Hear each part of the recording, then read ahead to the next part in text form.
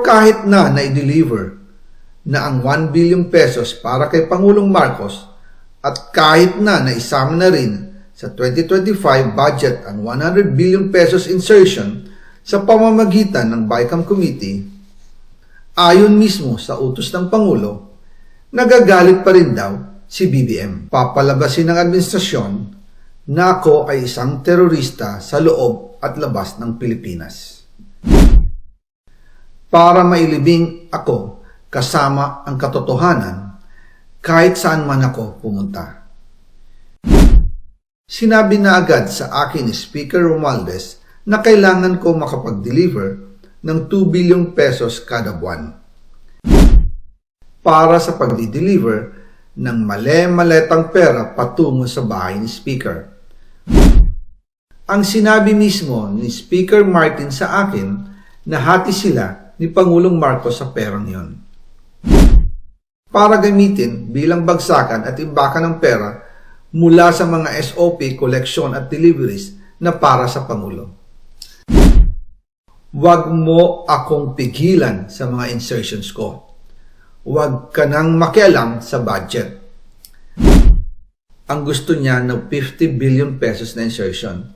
Ngunit ang sagot ng Pangulo, humingi ka ng bago or dagdag na insertions.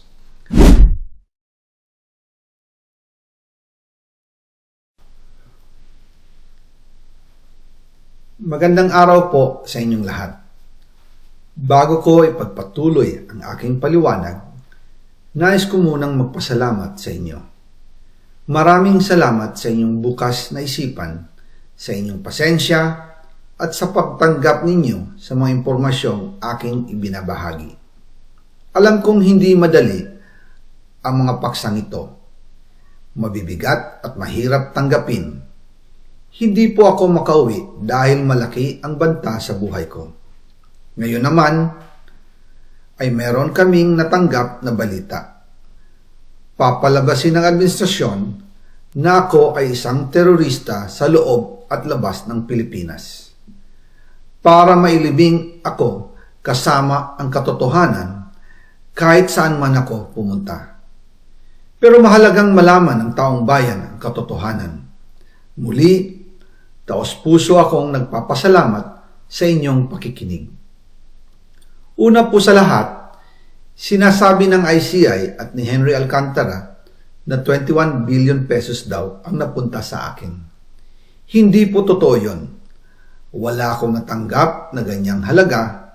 Ang totoo, mula 2022 hanggang 2025, ang kabuuang pera na dumaan sa akin para ibigay kay Pangulong Bongbong Marcos at kay dating Speaker Martin Romualdez ay umabot sa 56 billion pesos at hiwalay pa dyan ang 100 billion pesos insertion ng Pangulo sa 2025 budget.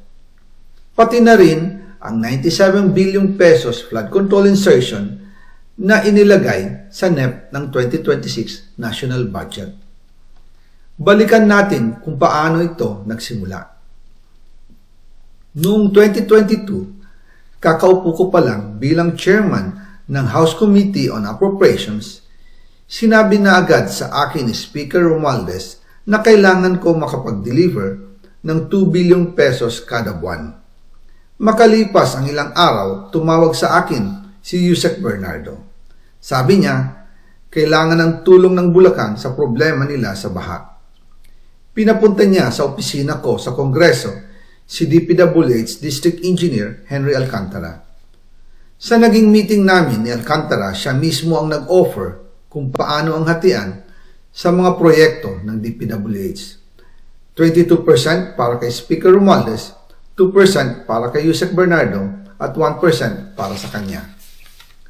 Doon po nagsimula ang tinatawag nilang deliveries.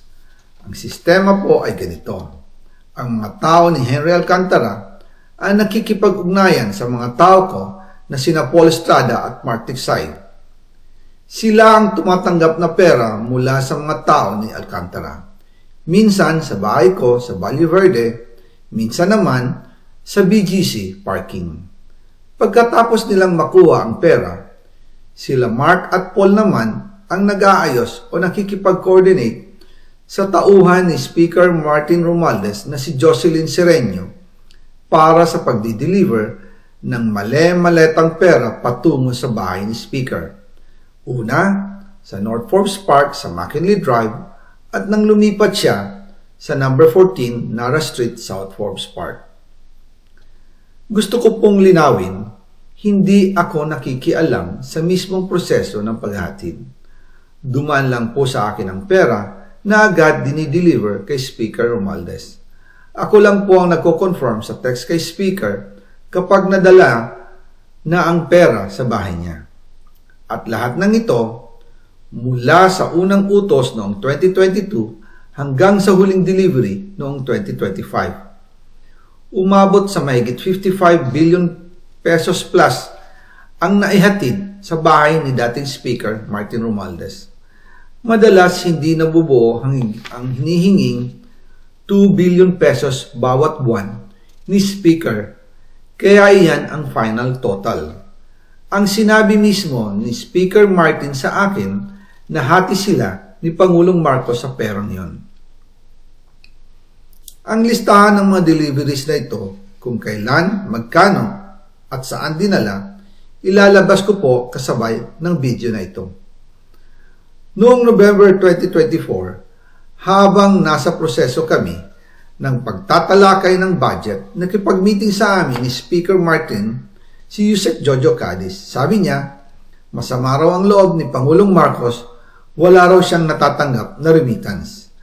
At dahil laging napapagalitan si Speaker Martin ng Pangulo mula September hanggang November, inutusan niya ako na mag-deliver ng 1 billion pesos para kay BBM. Ayon pa kay Yusek Jojo, nang ipaalam niya ito sa Pangulo, ang utos sa kanya ng Pangulo ay mag-ingat at siguraduhin si Yusek Jojo lang ang maghahatid. Ang instruction po sa akin ni dating Speaker Martin Romualdez ay dalhin sa number 30 Tamarind Street, South Forbes Park at ibigay kay Yusek Jojo Cadiz dahil ito raw ang drop-off point na malapit sa bahay ng Pangulo.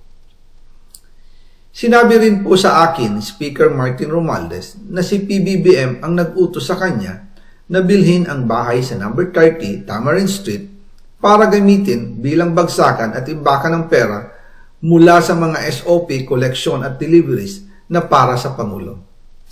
Noong December 2, 2024, personal kong i-deliver ang 200 million kay Yusek Jojo Cadiz sa number 30 Tamarind Street, South Forbes Park. Ayon sa kanya, dadalhin daw niya ito sa bahay ng Pangulo sa number 41 Nara Street, South Forbes Park. Kasunod nito, noong December 5, 2024, muli akong nag-deliver ng 800 million sa parehong address at Yusek Jojo Cadiz pa rin ang tumanggap. Sabi niya, iyon naman ay dadalhin sa bagong bahay ng Pangulo sa South Forbes Park. Sa kabuuan, 1 billion pesos ang personal kong naihatid. Ako mismo ang nagbigay ng pera, kasama ang aking driver at mga tauhan. At lahat ito ay base sa direktang utos ni Speaker Martin Romualdez. At yan po nabuo ang kabuuang halagang 56 billion na ipinadala mula 2022 hanggang 2025. Pero kahit na i-deliver na ang 1 billion pesos para kay Pangulong Marcos at kahit na isama na rin sa 2025 budget ang 100 billion pesos insertion sa pamamagitan ng BICAM Committee, ayon mismo sa utos ng Pangulo, nagagalit pa rin daw si BBM.